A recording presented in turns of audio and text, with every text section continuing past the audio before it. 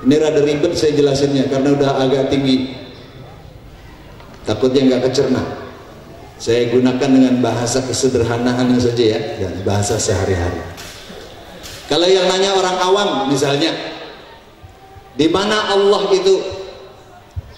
Maka jawabannya, Allah ada di mana-mana.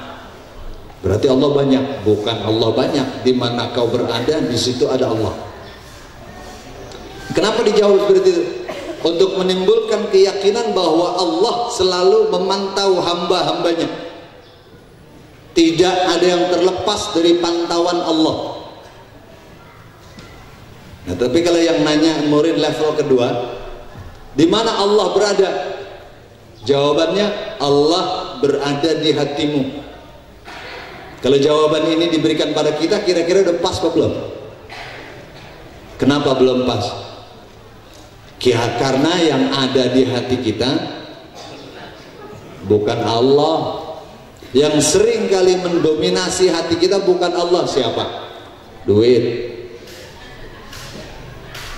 Kalau yang punya duit. Kalau yang nggak punya duit, yang mendominasi hatinya adalah utang. Kemana aja kepikiran. Makanya Allah tidak dijawab ada di hati. Tetapi kalau yang bertanya si wasil, orang yang sudah sampai kepada Allah, ketika ditanya Allah di mana, mereka menjawabnya, keberadaan Allah ada dalam hati, pikiran, gerak, dan ucapanmu. Kalau jawaban semacam ini diberikan pada kita, udah pas apa belum kira-kira? Kalau ada orang jawab kayak gitu buat orang awam, ini berarti guru geblek. Kenapa guru geblek? Tidak melihat level penanya. Ketika tidak melihat level penanya, maka tasawuf ini cenderung bisa memusyrikkan orang. Seperti sering saya contohkan, kalau kita bertasbih ala tasbihnya Syekh Al-Hallaj misalnya, kalau kita tasbih bagaimana? Subhanallah walhamdulillah wa la ilaha illallah wallahu akbar. Kalau Al-Hallaj tasbihnya bukan kayak gitu. Al-Hallaj tasbihnya subhani ana wa la ilaha illa ana. Maha suci saya dan tidak ada Tuhan selain saya. Coba-coba tasbih kayak gitu. Berani nggak? Bukan cuma berani, bukan level. Orang anggap gila, pasti gila.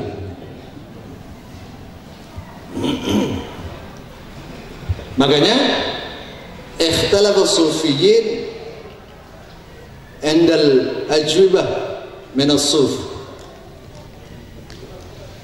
Para ulama sufi memberikan jawaban beragam terhadap pertanyaan yang sama. Jadi nanti kalau ada orang nanya, misalnya nanya ke Ustadz Nanang, si A nanya begini, Ustadz Nanang jawab begini, si B nanya begini, Ustadz Nanang jawab jawaban yang berbeda. Jangan salahin gurunya. Kenapa? Mungkin saja level penanyanya berbeda-beda. Gitu. Nah, cuman ini zaman sekarang menjadi rentan.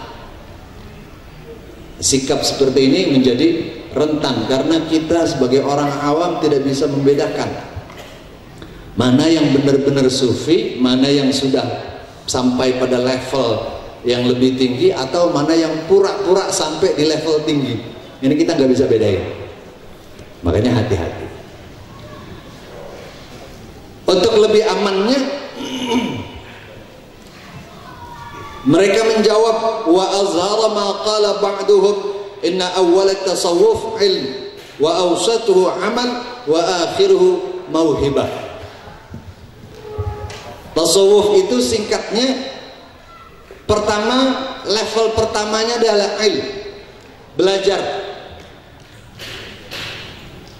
punya pengetahuan, menguasai apa yang dia pelajari. Biasanya tasawuf ini adalah pijakan buat orang-orang yang menempuh jalan menuju Allah yang kita sering sebut dengan thariqah. Thariqah itu jalan menuju kepada Allah. Petunjuknya adalah adillah minas sufiyyin, selain adillah al-fiqhiyah al-syari'ah dan hayatus sahabah wa hayatu Rasulillah. Ini menjadi pijakan utamanya. Maka untuk lebih selamatnya seseorang harus mempelajari ilmunya. Kalau dia mau kecebur di tasawuf, belajar ilmu tasawuf. Lantas setelah mengerti tasawuf secara teori, langkah keduanya adalah amal. Apa yang dia pelajari diimplementasikan lewat perbuatannya. Inti dari belajar tasawuf adalah meningkatkan adab dan akhlak, baik kepada Allah maupun kepada makhluk-makhluk Allah. Level ketinggian seseorang dalam menempuh ilmu tasawuf secara awam bisa kita lihat dari seberapa tinggi akhlaknya.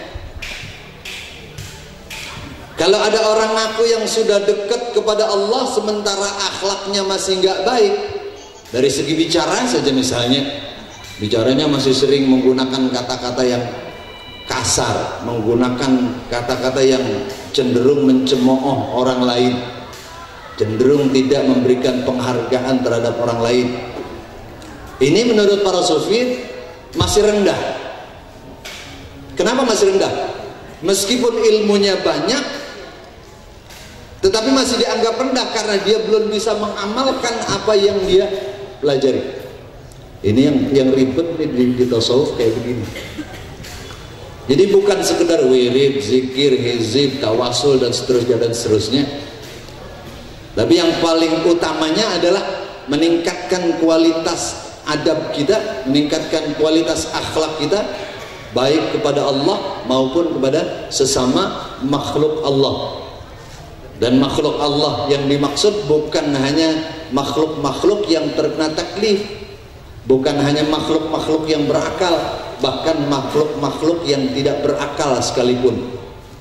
Di pertemuan-pertemuan sebelumnya, Syekh Suhrawardi memberikan contoh bagaimana seorang sufi menghargai kehidupan seekor makhluk kecil dari yang Allah ciptakan. Seperti ketika mereka menghargai hidupnya sebatang rumput, ketika tercabut mereka buru-buru membenamkannya supaya tetap bisa bertahan hidup dan seterusnya sampai kayak gitu.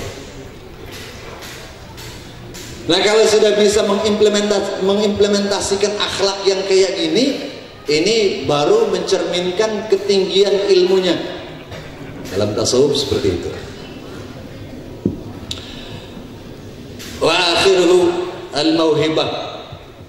Baru di bagian akhir Allah berikan hadiah yang menurut bahasa orang awam kita sebut dengan karomah. Tapi karomah ini jangan jadi target.